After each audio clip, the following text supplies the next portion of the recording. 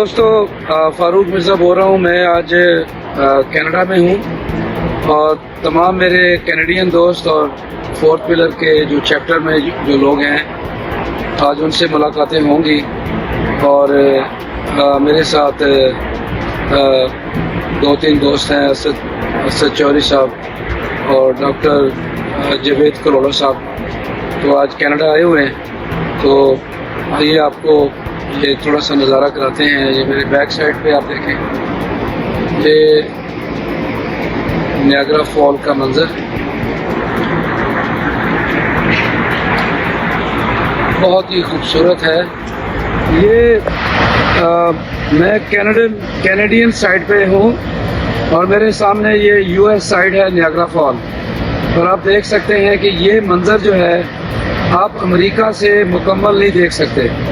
अब आपको मैं बड़ा जो फॉल है वो कनाडा की तरफ से ये नज़ारा आप देखें। ये रिवर बहुत ही खूबसूरत मंज़र है।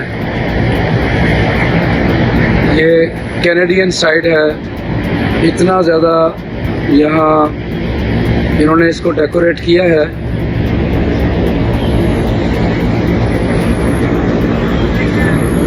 बहुत ही खूबसूरती से यहाँ टूरिस्ट फ्लो बहुत ज़्यादा है। बिस्मिल्लाहिर्रहमानिर्रहीम।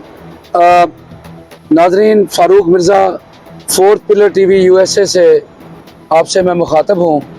आज हम कैनेडियन साइड पे नियाग्रा फॉल के पास, और हमारे पीछे आप देख सकते हैं कि नियाग्रा फॉल जो बड़ा हिस्सा है वो आपको नज़र आ रहा है। आज नियाग्रा फॉल में भी बैठ के हसीन नज़ारे करते हुए आज हम पाकिस्तान के बारे में सोच रहे हैं। पाकिस्तान में जो सैलाब की तबाहकारियाँ हुई हैं उसमें इस वक्त पूरी दुनिया जाग उठी है और अमदादी सरगर्मियाँ वो जारी हुई हैं। और इसके साथ साथ हमने ये देखा कि इस क्राइसिस के अंदर एक साजिश भी की गई और उस साजिश के तहत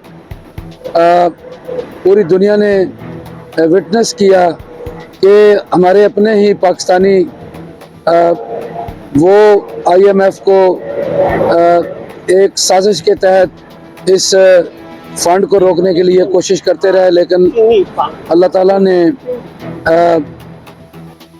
मदद दी और ये IMF की किस्त भी जारी हो गई। जनाब असद चौधरी साहब वाशिंगटन DC से फोर्थ पिलर के डायरेक्टर हैं। आप एक कम्युनिटी एक्टिविस्ट भी हैं और इनका सियासत पे बहुत बड़ा इनकी नज़र होती है। जनाब असद चौधरी साहब, ये बताएं कि एक तरफ सैलाब की तबाहकारियाँ हैं और दूसरी तरफ पूरी दुनिया जो है वो पाकिस्तान के लिए खड़ी हो गई है। क्या आप समझते हैं कि जो ये तासर था कि कोई दुनिया जो पॉलिटिकल जो सिस्टम है उस पर बिलीव नहीं करती, तो ये क्या ये हमारी जो पॉलिटिकल जो फोर्स है उस पर एतमाद है या दुनिया पाकिस्तान की आवाम के साथ खड़ी हुई है? आप इसको किस तनाज़र में देखते हैं? जी शुक्रिया फ़ारूक मिर्ज़ा साहब, आपके व्यूअर्स को भी सलाम। आपने मौका दिया, बिल्कुल फॉल के बिल्कुल हम सामने बैठ के इस वक्त बात कर रहे हैं कैनेडियन साइड से। बिल्कुल आपने ठीक कहा कि पूरी दुनिया इस वक्त एतमाद कर रही है पाकिस्तान की जो इस वक्त पॉलिटिकल सिचुएशन है और स्टेबिलिटी है उसको। देखें, आपने हाल ही में IMF ने जो आपको पूरा अप्रूव किया है जो अपना प्रोग्राम होता है उसका, जो कि बहुत बड़ी इंडिकेशन है। ये एक साइन है, एक मैसेज है पूरी दूसरे मालियाती इदारों के लिए कि पाकिस्तान एक स्टेबल जो इस वक्त पोजीशन में है।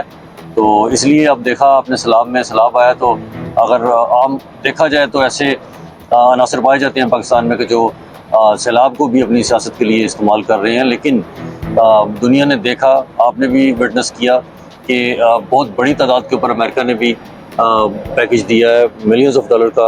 उसके अलावा पूरी दुनिया की तरफ से जो है वो जो इमदाद पाकिस्तान की जो की जा रही है, उसको मैं इमदाद इसलिए कह रहा हूँ कि जब भी कोई डिज़ास्टर आता है तो बहुत मुश्किल होता है उसको एक आम गवर्नमेंट के लिए, जो कि मुआशी सूरत में पहले घिरी हुई है, उसको हैंडल करना। तो बहरहाल आसान अल्फाज में बताऊँ आपको कि पाकिस्तान के पॉलिटिकल सिस्टम के ऊपर ये एक पाकिस्तान की रियासत के ऊपर बहुत बड़ा एतमाद है पूरी दुनिया का, क्योंकि अदरवाइज़ आपको पता है कि अगर आपकी स्टेबिलिटी नहीं होगी तो आपको कोई $1 भी नहीं देगा। लेकिन ये सारे अप्रूव करना IMF का पैकेज और उसके अलावा सारे पैसे देना कि आपको कोई किसी किस्म शक व शुबा नहीं है आपके ऊपर, और खारजा सतह पर है आपके ताल्लुकात पूरी दुनिया के साथ ठीक होने जा रहे हैं। असद चौधरी साहब ये बताएं कि ये तो एक तरफ हम सलाब की बात की है, अभी इस वक्त जो पाकिस्तान के अंदर एक पॉलिटिकल पार्टी के चेयरमैन उनके कोर्ट केसेस में हैं, और ये एक तासर दिया जा रहा है कि शायद उनको उनकी जो उन पे केसेस हैं वो इस संगीन नौयत के हैं कि शायद उनको बैन कर दिया जाए। और वो ख़ुद भी साफ़ियों को बुला के ये बता रहे हैं कि मैं मेंटली प्रिपेयर्ड हूँ। और उसी पार्टी के अंदर कुछ लोग जो हैं वो पार्टी की कमांड संभालने में लगे हुए हैं। और आप अगर ये PTI या इमरान खान को बैन किया जाता है तो क्या आप समझते हैं कि दो मेन पॉलिटिकल पार्टी, एक मियां नवाज शरीफ साहब मुल्क से बाहर बैठे हैं और दूसरा अगर उनको भी नाअहल कर दिया गया तो फिर पॉलिटिकल जो स्ट्रक्चर है पाकिस्तान के अंदर वो किस तरह वर्क करेगा और फिर ये पार्टियां किस तरह रिएक्ट करेंगी? हाँ जी, पॉलिटिकल जो आपने बात की है, इमरान खान साहब के ऊपर केसेस जाहिर है कि बिल्कुल हैं, और तकरीबन हर ही पॉलिटिकल लीडर पाकिस्तान में है उसके ऊपर केसेस मौजूद हैं।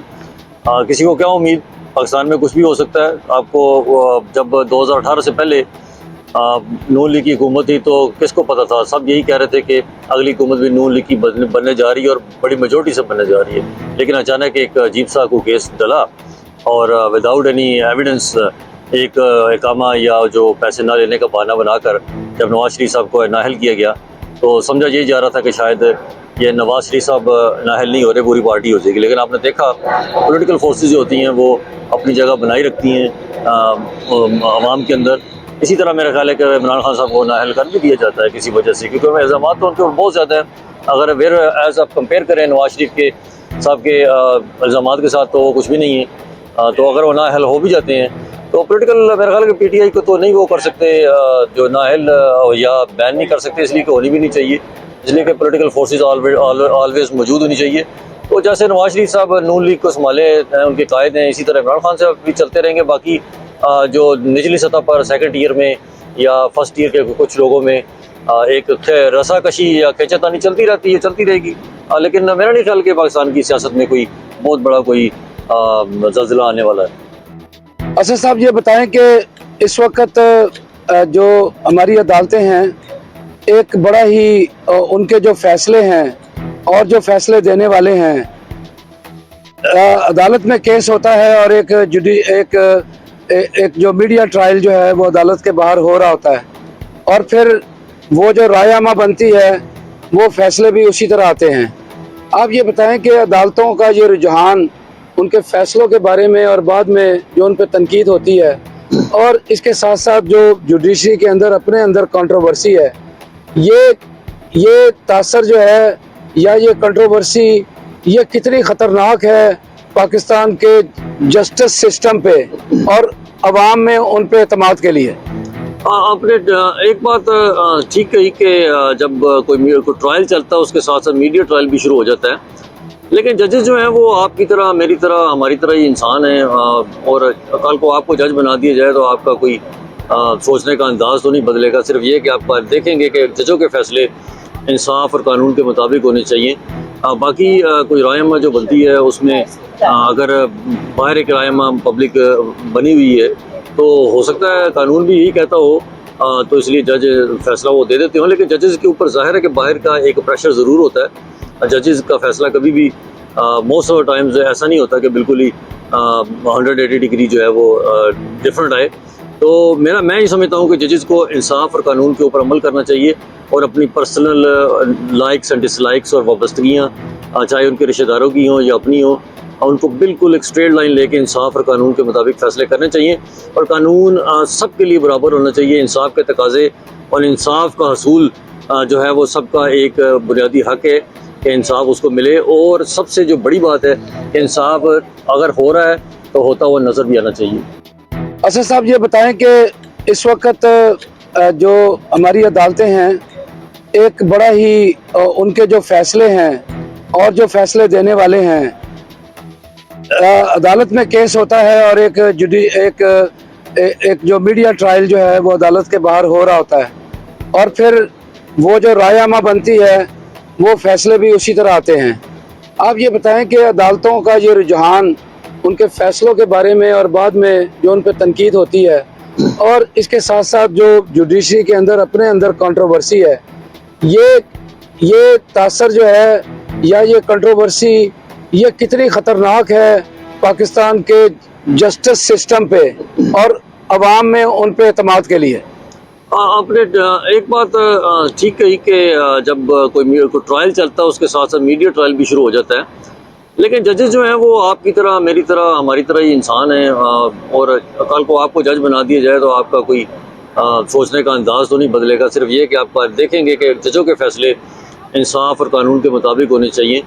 बाकी कोई रायनामा जो बनती है उसमें अगर बाहर एक रायनामा पब्लिक बनी हुई है तो हो सकता है कानून भी यही कहता हो, तो इसलिए जज फैसला वो दे देते हो, लेकिन जजेस के ऊपर जाहिर है कि बाहर का एक प्रेशर ज़रूर होता है। जजेस का फैसला कभी भी मोस्ट ऑफ द टाइम्स ऐसा नहीं होता कि बिल्कुल ही 180 डिग्री जो है वो डिफरेंट आए।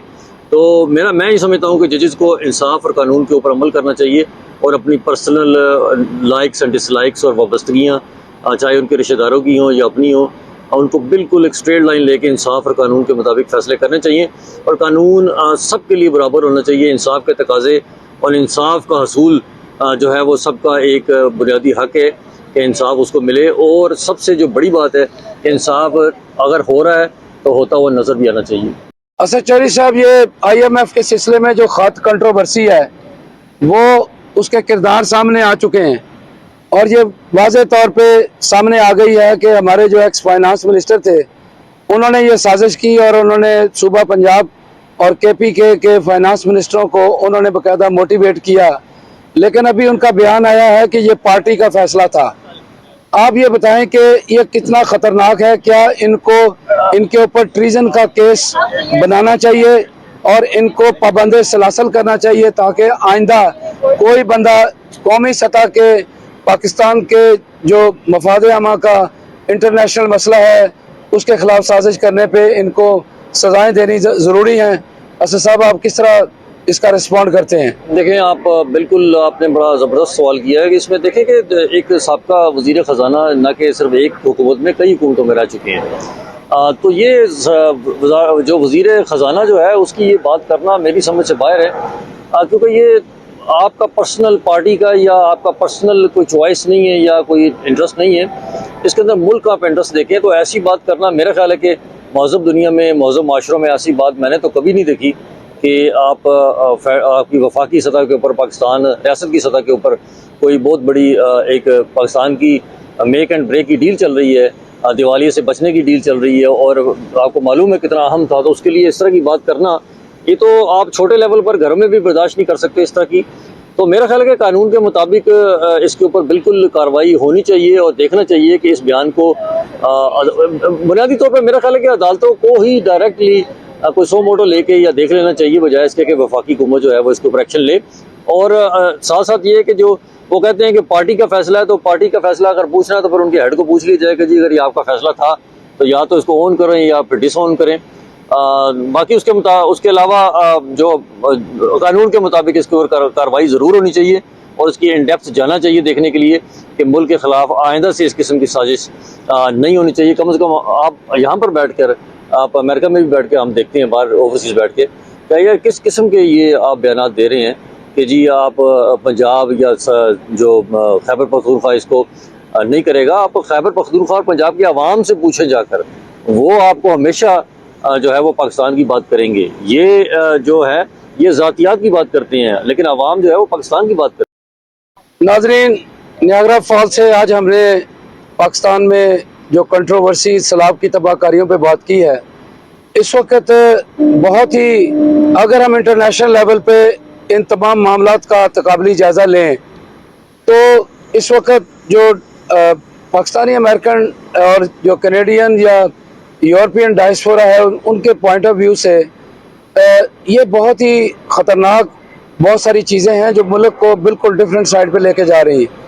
ये IMF के सिलसिले में KP के फाइनेंस मिनिस्टर का जो लेटर है ये बहुत ही थ्रेटनिंग न्यूज़ है और ये बहुत ही ख़तरनाक अमल तक ये साजिश भी सामने आई है। सबसे पहले तो मैं समझता हूँ कि अगर इनके ख़िलाफ़ ट्रीज़न का केस या जुडिशियल ट्रायल ना किया जाए तो फिर ये बहुत बड़ी ज़्यादती होगी, ये बुज़दिली होगी और आइंदा कोई भी पॉलिटिकल पार्टी या कोई अदारा या कोई इंडिविजुअल वो इसी तरह की हरकत करके और पता नहीं कब से मुल्क के ख़िलाफ़ ऐसी साजिशें हो रही हैं। दूसरा ये है कि IMF ने और पूरी दुनिया ने इस वक्त अपना वॉलेट खोला है और पाकिस्तान के जो मौजूदा हुकूमत और सिस्टम पे एतमाद किया है और इस सिलसिले में मैं समझता हूँ कि अफवाज पाकिस्तान के सिपह सलार का भी बहुत बड़ा किरदार है और यहाँ उनको एक और भी किरदार अदा करना चाहिए कि इस तमाम फॉरेन फंडिंग पे एक ऐसी नई बॉडी बना दी जाए जो जिसमें जज हों और जिसमें ऐसे लोग हों जिन पे एतमाद किया जा सके और वो इस सारी फंडिंग और इसकी स्पेंडिंग को मॉनिटर करें ताकि इसके बाद पाकिस्तान पे ये इल्ज़ामात ना लगें कि यहाँ फंडिंग जो है उसमें खुद बुर्द होती है और पैसे जो हैं वो आवाम तक नहीं पहुँचते। इसके साथ साथ एक और भी बहुत बड़ी इम्पोर्टेंट बात है कि पॉलिटिकल पार्टीज़ और उनकी जो टाइगर फोर्सेस थी उन्होंने बर वक्त सैलाब के विक्टिम्स को उन्होंने उनका साथ नहीं दिया और वो किस मुंह से वोट मांगने के लिए उनके पास जाएंगे। मेरी आज इस कनेडियन जो फॉल नियाग्रा फॉल है यहाँ से मेरी इन पॉलिटिकल पार्टीज़ और नादान लोगों से ये दरख्वास्त है कि वो अपनी तमाम जलसे जुलूस छोड़ के अपनी जितनी भी रिसोर्सेज हैं उनके जो रिजर्व्स हैं वो इन सैलाब की तबाहकारियों में बेचारे जो पिस चुके हैं उनकी रिहेबिलिटेशन के लिए निकल आए और जब वो वापस आवाम में जाएंगे तो लोग उनको फूलों के हाथ डालेंगे रादर के उनके जूतियों के हाथ डालें। मैं सर एक चीज़ जी जनाब, मैं ये कह रहा हूँ कि आपने अगर असल मीर जाफ़र और मीर सादक ढूंढने हैं तो ऐसे लोगों में ढूंढिए जो कि पाकिस्तान की बैक स्टैपिंग करते हैं। कैसे अंदर बैठ के आप IMF को या किसी भी मालियाती इदारे को ये लिख सकते हैं कि जी पाकिस्तान को अब लोन न दें जो पाकिस्तान की स्टेबिलिटी और बका का मसला। थैंक यू जनाब असद चौधरी साहब, आप वाशिंगटन DC से आए। इंशाल्लाह नाज़रीन हम एक और मौजू के साथ आपको कनाडा की सैर भी कराएंगे और आपको दूसरे मौजू में हम बात भी करेंगे।